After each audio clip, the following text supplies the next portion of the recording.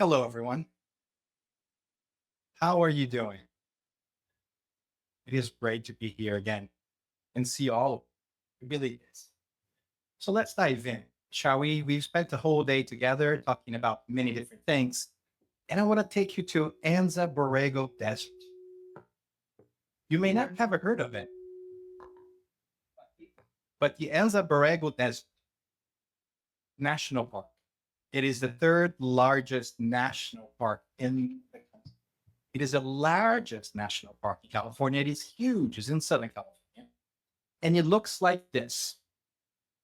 It looks like a desert because that's what it is. It's 500 miles of dusty roads, 650,000 acres of desert. But you might be asking, Dan, why are we talking about deserts when we are really meaning to talk about the evolution of consciousness?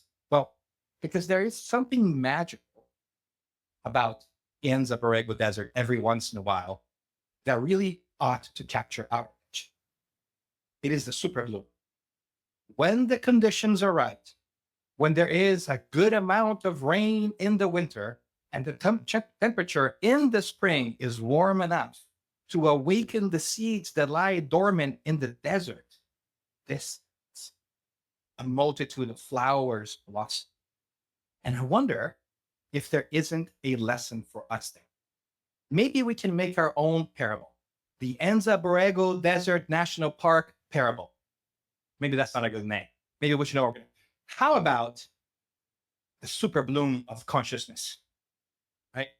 Are there lessons that we can take with the knowledge that we have that we can apply to this incredible phenomena so that we can go from this, our consciousness today that perhaps is devoid of flowers, and the world that is also very arid, to this, where our eternal consciousness gets to bloom in all its majesty, and the world that we live in also benefits from all this beauty? Can we tap then into our super bloom of consciousness and learn some lessons with, I'd say with, the incredible wisdom that spiritism brings us? Clearly, I am biased. Clearly. I love spiritism because it offers a way for us to understand the world with different lenses. When we put this on, we can see things that we did not see before in our everyday life because now we know about consciousness, reincarnation, mediumship, the interaction between the both sides of life, the immortality of the spirit, and all these tools that we have. But how can we use all of this to develop our own consciousness and live in a world that is fundamentally better than the one that we find ourselves? That's what we try to do.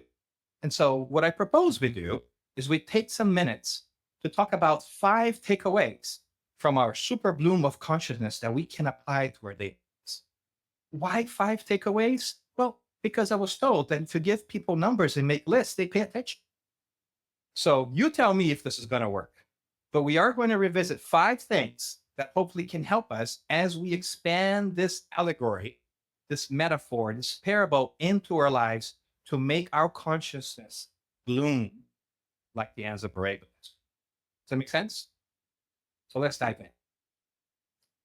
The first lesson that comes to mind is that to make flowers bloom, to make our consciousness evolve, we need the right conditions. Just like it happened in Anza-Borrego, what blooms depends on the conditions you create. And here's the fascinating thing about this. Depending on how much water comes that year and what temperatures in the spring, the seeds that are in the soil develop in different ways. Some seeds don't develop if there's a lot of water, others do. Some of them need water and abundant heat. So the type of flowers that you will find in a super bloom when there is one are the consequence of the water and the sun in different levels, in different years. So that begs the question of what kind of conditions do we need to facilitate in our lives to develop the kind of flowers that we want to see in our garden of consciousness? Let's break it down. What could be the elements of a super bloom? Well, we have first, as obviously stated here, We have a temperature, the rain, the soil, and the seeds. We can draw a parallel, right? If we look at the soil and the seeds, we can say that the soil and the seeds are us. They are our experiences. We are the soil, and the seeds are our potential and our experiences in our lives that lie dormant. We can also go on and say that the sun represent the temperature, represent the external factors that we cannot control. How the weather is, if it's going to rain or not, how much heat. These are elements of nature, much like we can make a bridge to this planetary transition that we're going on and the changes in the world and wars and all. These external factors, they're coming at us. They influence us. They bring heat to us, and we don't know how to deal with that. We can try to shade ourselves from it, but ultimately we cannot change those things. They are going to be there. These factors are going to come and affect us. We can't change the soil either, not at first, at least. And we can change the experience and the seeds that we have there, not yet at first. We can try to bring the soil away, put new soil in. It takes time. But even if it did, it still would not make us better gardeners. So we have to learn how to change our soil. But there is one component here that we sort of take control, which is the amount of water that goes into the garden. We can equate the water to our intentions and to our efforts. How much effort and how we direct to the soil and the plants that we have. And by the way, the plants are obvious here, right? They are our consciousness, they are our habits, they are our behaviors, the things that have come from what we had in us that were exposed to external conditions and were fed by our intentions that develop in a specific. Are you with me so far? All right. So, what other lessons can we take here, knowing that the right conditions will necessitate development of specific flowers in our lives, and therefore, by consequence, in our consciousness? Oh, another piece that we can take into consideration is that good gardeners focus on what they can't control. That's because gardening is inside work. It's not outside work. What do I mean by that? It is about you knowing how you can bring change to the soil that you have. Can you change the sun? No. Can you put more water? Yes. Can you change the soil? No. So to really work on our consciousness is to understand that we cannot control the external factors to our life. We cannot change other people. We cannot change the way the world works. We cannot convince other people of our political beliefs. They can't convince us really if we don't let them. We cannot really change how our relationships work by making other people like us. We can only live through them through our own intentions and efforts. So we got to focus on that which we can control, barely, which is what? Ourselves. Our intentions and our thoughts, our will, and all these wonderful things that we have been talking about here today. That's what we can control. So that is what we ought to focus on when we're talking about expanding our consciousness. It's not about changing other people's perspective. It's not complaining about the world. It is finding out what is it that we can do to ourselves to adjust to the external factors and the conditions that we have in our lives. It's an inside job. It's not about changing the world without. It's about changing the world within. That's what makes it so. But that's with God. And what else? What else can we learn in a short period of time where we are going to zoom to the super bloom of consciousness? Well, we're going to also learn that good gardeners must know their soil. If you don't know what soil you're working with and what lies beneath, how can you decide and help facilitate the seeds that are dormant? How are you going to grow roses if you don't know if roses are there to begin with? So we must dive into the soil. And who is the soil? What is the soil? Us. We have to get to know ourselves. We have to. That is the only way you will be able to grow that which you want. If you don't know where you're going from, you can't possibly figure out where you're going to end up. Which ways are you going to take? And this is where spiritism really lends itself to the task. Let's expand our model here ever so slightly. We talked about how the rain could be equated with the intention and effort that we can bring to bear to changing our consciousness. We talked about how the sun could symbolize the external factors that we cannot control, the anger in the world, the hatred, intolerance. Those things are going to be there no matter what. We talked about the experiences being our seeds in the soil. But now we can further develop our model by bringing some interesting people here. First of all, one of them is that young man, not so young there in the corner. And I place them that so they can look at me, make sure that I'm not saying anything I shouldn't, right? So that's why they're in the corner there. But the first one is Carl Gustav Jung. And he brings us the idea of the conscious and the unconscious in a spiritual perspective, which we connect best to our understanding of reincarnation and spirit through the works of Joanna de Angelis, who takes us to the teachings that we are so familiar that were brought forth by Kardec. So when we add this to the layer, what we see is something interesting. We can now look at the soil and we can make a poetic analogy here and say what?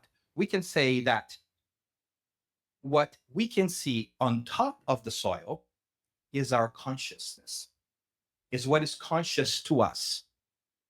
We can see the flowers. We know they're there, but there are things underneath that we don't know what they are. That is our unconscious.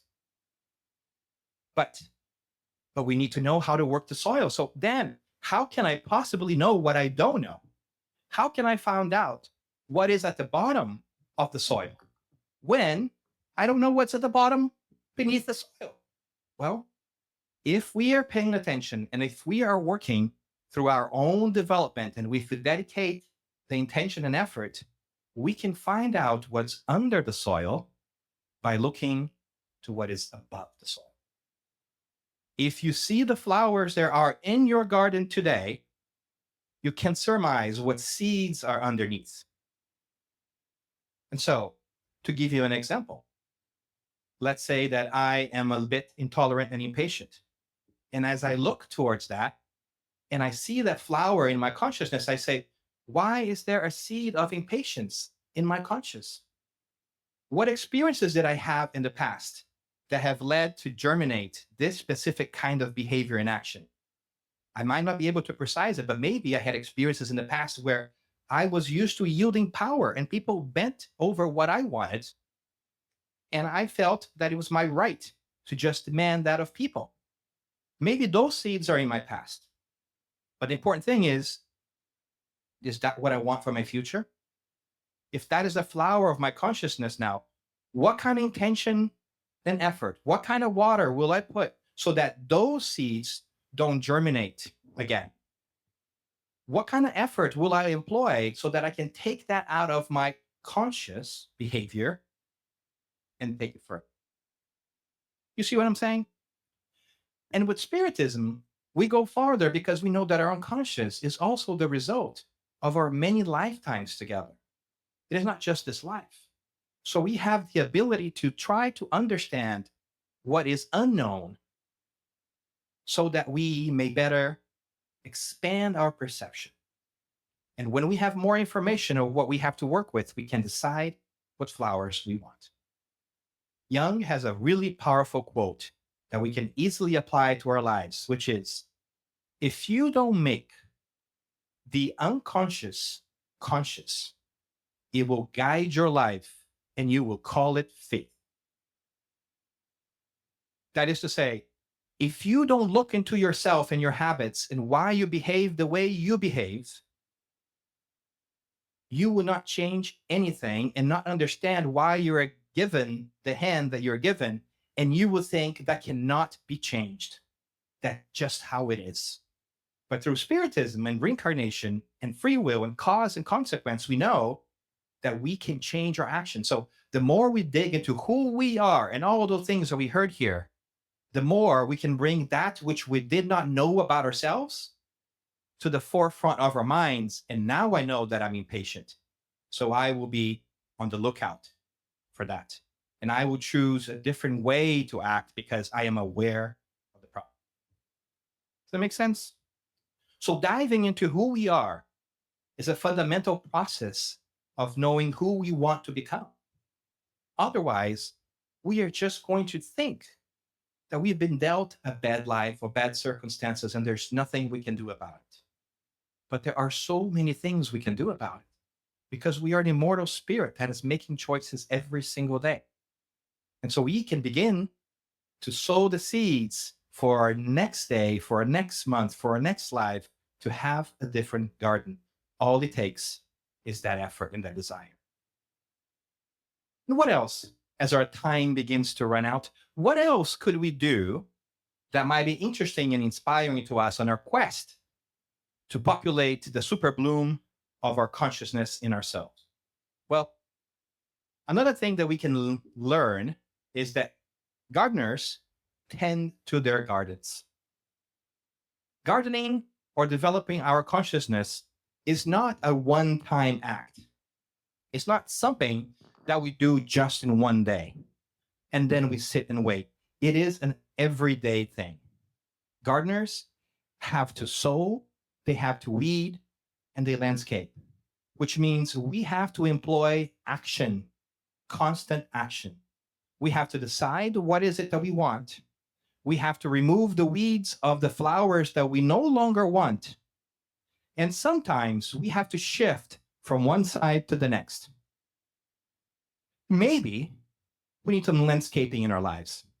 Maybe I'm really confident professionally, but I struggle with relationship confidence. But there are lessons that I can take from what I do at work that I can move with the right amount of effort and learn from through reflection into my relationships and vice versa. Maybe that intolerance that I have can be weeded out because I no longer want that. Maybe I am ready to sow something different that has not been in my garden before. Whatever it is, we need to act on it. And so in many different ways, there's 3 steps to change. There is awareness when we dive into our soil. Then there is practice when it feels sometimes uncomfortable to do the things that we don't know yet how to do. Right? It's when we're trying to be kind, we're trying to be nice. It doesn't feel natural just yet, but that's how we practice until we develop the habit and it becomes automatic. But it takes awareness. It takes practice. It takes a habit to really have that come out. And that is tending to our garden. And that is a wonderful perspective for us to take into consideration because we need to garden. We just need to. I think that we have realized that the world we live in and the changes that we want to see are not going to come if we wait. It is important for us to tend to our gardens. What else? What else can we learn in a short time together from our super bloom of consciousness parable / allegory / metaphor / whatever the heck you want to be that might enlighten our lives? Well, one last thing here that we ought to remember too, out of a list of 5, if you're counting, is that good gardeners know that the gardens can inspire. That is to say that the beauty that we create and that other creates can serve for each other. Sometimes we're so into the challenge of our gardens that we don't lift up our heads to realize that even though our consciousness has not reached the level that we desire, there are good things in there. There may be some flowers that, although small, albeit fragile, are already beautiful. Are you seeing the wonderful things that you have built over time? Are you able to stop and think about the conquest of your life? Are you able to see that in yourself? Or are you only looking at what's not working or the desert spots of your consciousness? And then there's a step further. Have you looked at the gardens beside yours to get that inspiration? Have you taken the time to be mesmerized by the beauty of the gardens of this world, of the people who have developed wonderful consciousness and can be examples for us? We talked about so many today. Of course, Paul, Mary of Magdalene, we have Gandhi, we have, in our spiritist midst, wonderful examples like Chico Xavier, Xavier, and Divaldo Franco, who have shown by living it how to tend to their gardens and how beautiful their life can be if we do it. Are we getting inspired by that? Have we realized that there are gardens sitting next to us right now? Are you able to see the beauty of the garden next to you? Or are you just looking at the deserts? Can you look to the side, left and right, and see what's there? Are you able to see that which is beautiful in others and recognize that they are a garden in progress? Can you attend to the invitation that it is to tend to your garden? And I think that is the question here, isn't it, at the end of the day? How are you tending to the garden of your consciousness? What kind of conditions are you setting for yourselves on your daily life? What kind of focus do you have for the things that you want to change, add, prune, remove, relocate in your consciousness, in your life? How are you feeding it? How are you tending it? How are you getting inspired and how are you inspiring?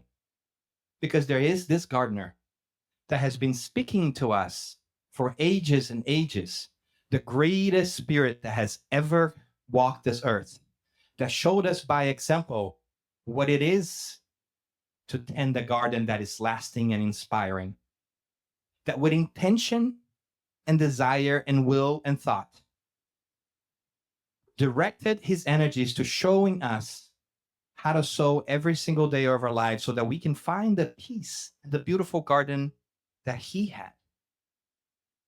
So can we heed the call? Can we see the example and reinvent what it is that we want to achieve?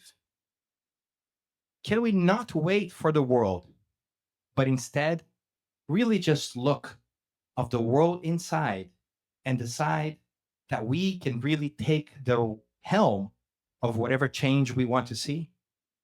Because when we work in our garden and we're truly immersed in it, it becomes a work of beauty that really inspires other people.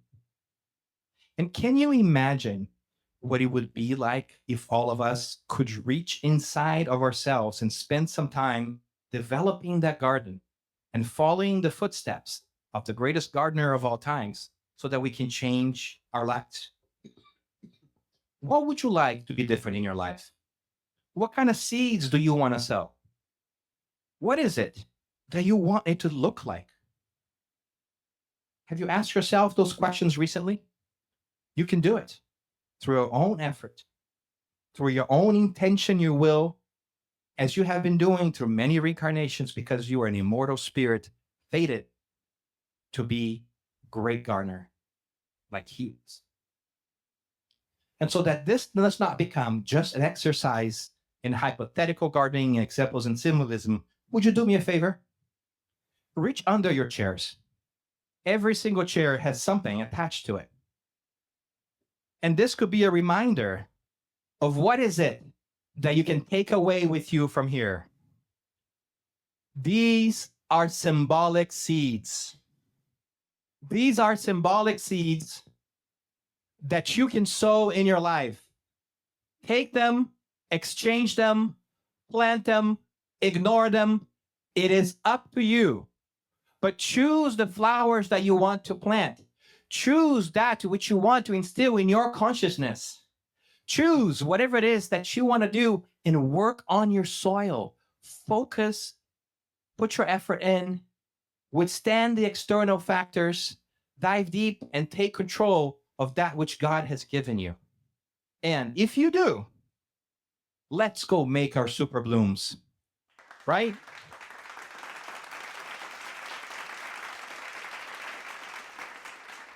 And I leave you with this. I leave you with a simple exercise. Imagine if all of us had our super blooms. How would your day look like? Because this is the future. Imagine that you wake up in the morning refreshed and you had enough to eat, because everybody has enough to eat in the new world because we take care of each other. You step out of your bed, you greet your loved ones who are next to you. You make your way to work, which you are excited for because it is meaningful work. Along the way, you find other gardeners who are also excited to go to work. You do not feel threatened by them. You feel energized because you know what's in their hearts and they're gardening too. And you smile to each other. You get to work. You solve difficult problems. You are fulfilled by what you have. You learn new things. You return home. You find those who you love. You share your experiences and you have a fulfilled day. And you look forward to tomorrow because you get to do it again. That is the new era. That is what's possible when we get to know who we are and understand the immortality of ourselves and the blessings of God and the gifts that we have been granted as opportunities to develop ourselves every single day. And we're not alone. So what are we waiting for? Let's go out and take everything that we learn, take the seeds that you want to play, and let's go make our super bloom. God bless you. And until we see next time.